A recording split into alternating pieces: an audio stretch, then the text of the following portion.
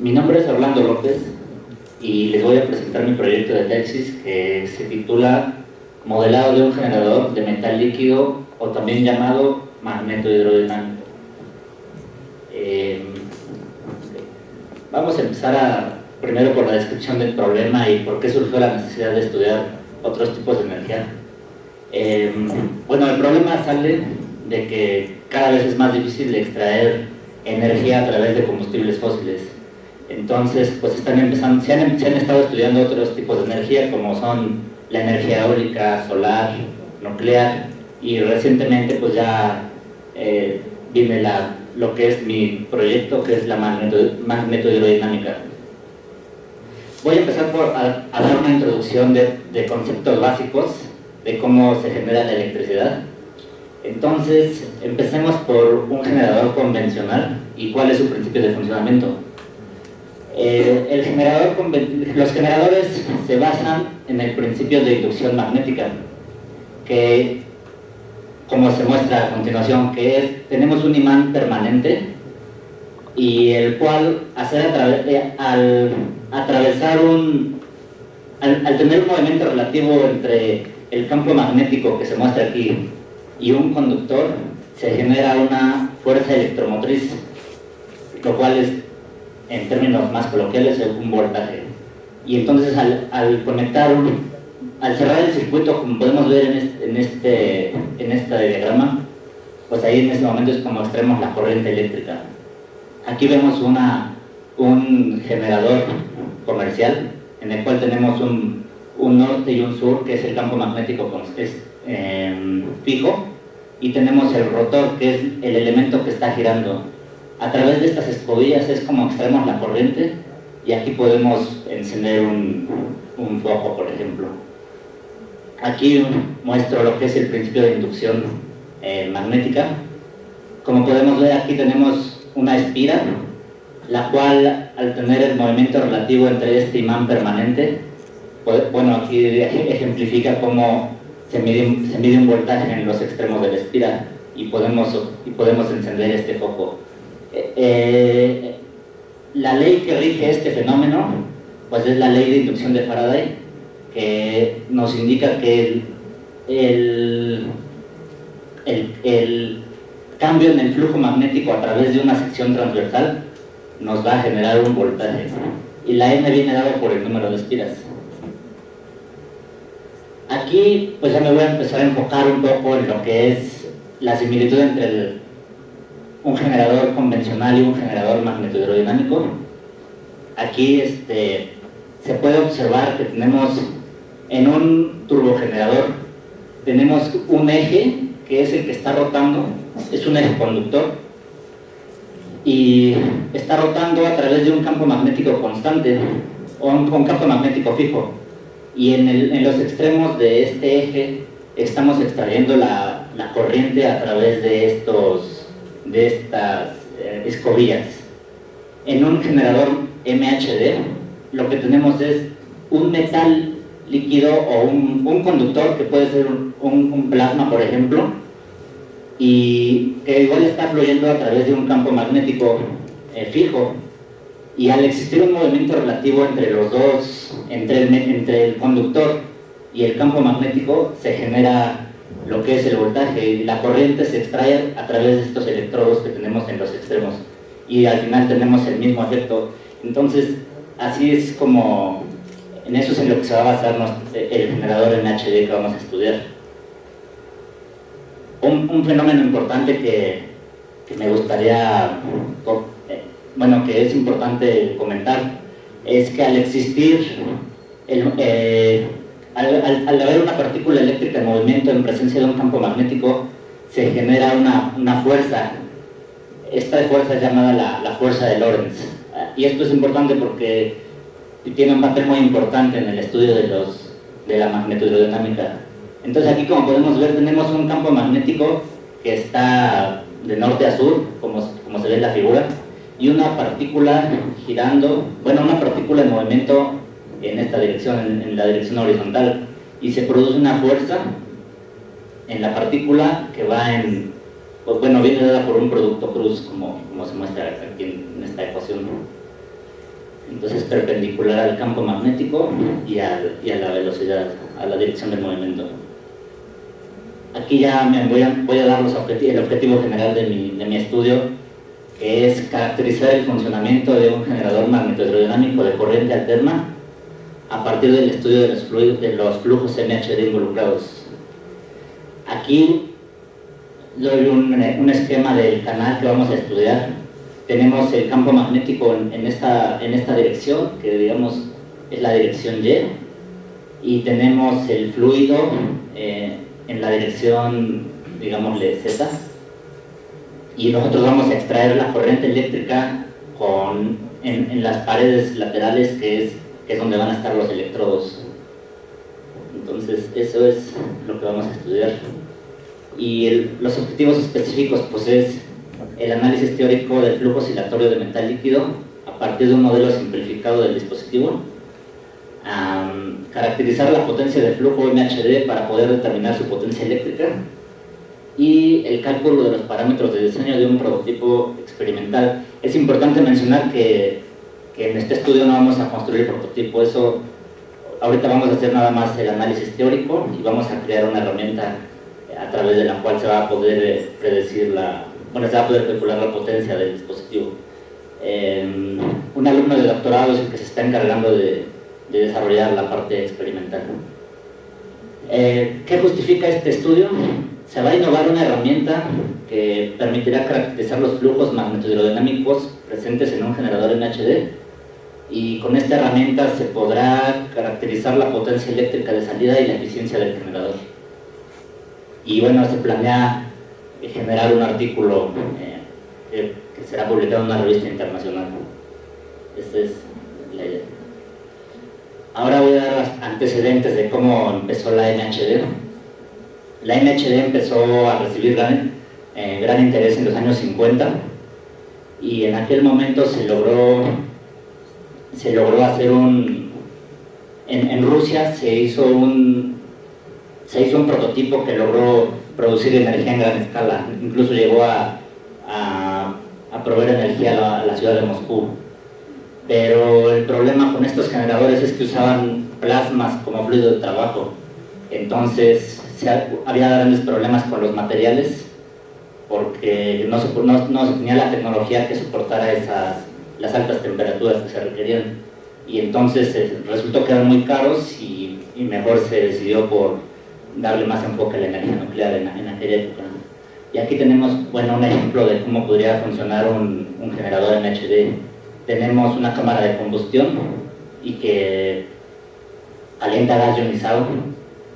Ese gas ionizado pues se expande y nos produce trabajo, pero ese gas de alta temperatura, la energía todavía se puede aprovechar a través de un generador MHD y todavía extraerle más energía. Eso es un ejemplo de cómo podría usarse los generadores. Ahora, lo que nosotros estamos planeando hacer es, en vez de utilizar plasmas como fluido de trabajo, se está pensando utilizar metales líquidos, ya que se pueden tener a temperaturas ambientes, por ejemplo a 25 grados o a 100 grados, y de esta forma nos quitamos el problema de los materiales. El fluido de trabajo puede ser, por ejemplo, el refrigerante de un reactor nuclear, como se muestra a continuación. Aquí tenemos que este es un reactor nuclear, el cual está siendo enfriado por un gas inerte. Entonces, este reactor necesita estar en circulación y se usa este compresor para moverlo, y una vez que ya extrajo energía del reactor, puede atravesar todavía el generador MHD y aprovechar esa energía que se hubiera desperdiciado si no se utilizara un sistema de estos.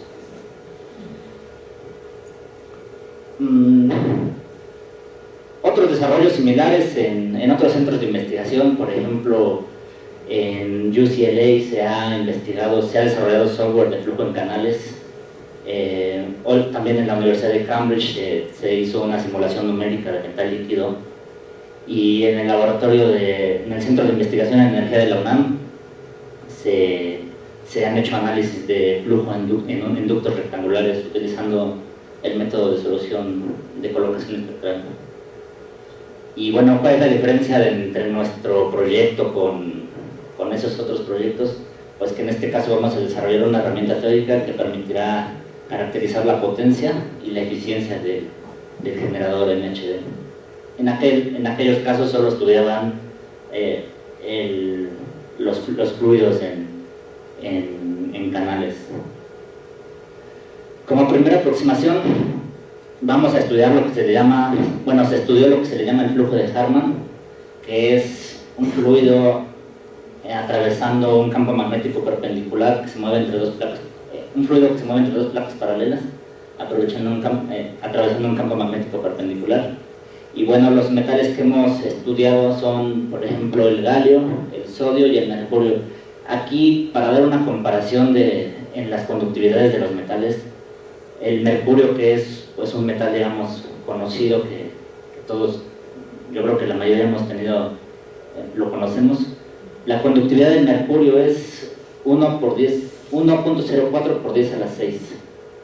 Y los metales que nosotros estamos estudiando son el sodio, que es 21 por 10 a la 6, y el galio, que es 6.78 por 10 a la 6.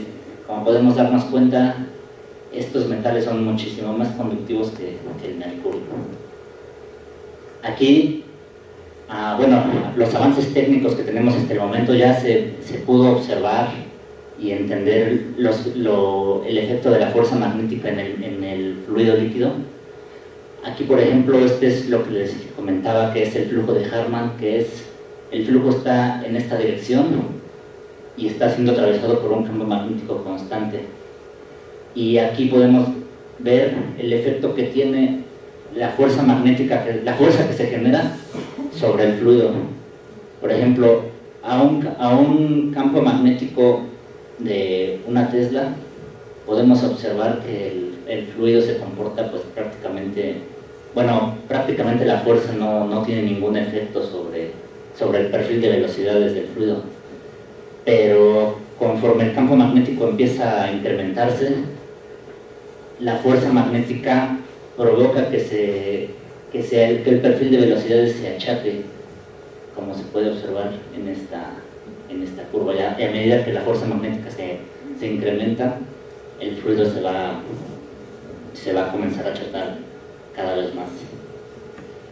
Ya esa fue la primera aproximación que se hizo, y después ya pasamos a lo que es nuestro estudio, el objetivo principal de nuestro estudio, que es estudiar los flujos magnetohidrodinámicos en un ducto de sección transversal rectangular.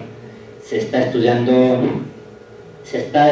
el flujo en dos dimensiones, la tercera dimensión se está despreciando, y por simetría solo estamos estudiando un cuadrante del ducto rectangular.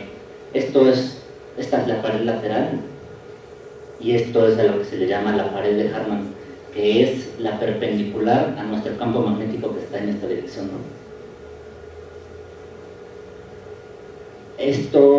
Aquí les muestro las ecuaciones que gobiernan al MHD, que es resolver simultáneamente la ecuación de momentum, que nos describe el movimiento del fluido, y la ley de Ohm, que nos describe pues la corriente. Pues algunas simplificaciones que estamos haciendo se está considerando flujo laminar, también se está considerando flujo unidireccional, un gradiente de presión oscilatorio, y de esta forma es como vamos a obtener la corriente alterna. También estamos considerando que el gradiente de presión es impuesto. Nosotros no vamos a estudiar cómo se va a generar ese gradiente de presión, igual estamos asumiendo que el campo magnético es constante. Algunos resultados que ya se tienen, por ejemplo, ya se pudo observar que la corriente, que debido a la interacción entre el flujo y el campo magnético, se generan corrientes en las paredes del fluido que van en esta dirección, y esto es muy importante ya que generan un efecto bastante interesante sobre el fluido al estar fluyendo en el ducto rectangular. nuestro fluido en este caso va en esta dirección y las corrientes van haciendo círculos. Aquí podemos observar el efecto que les comentaba, que, bueno, estas son las paredes laterales. Este es el perfil de velocidades en las paredes laterales y esto es en el núcleo. ¿A qué me refiero con las paredes laterales? Sería en estas paredes, en estas, y el núcleo pues es la parte de acá dentro.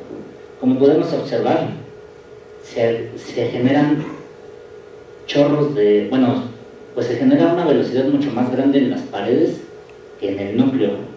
¿Y esto a qué se debe? A que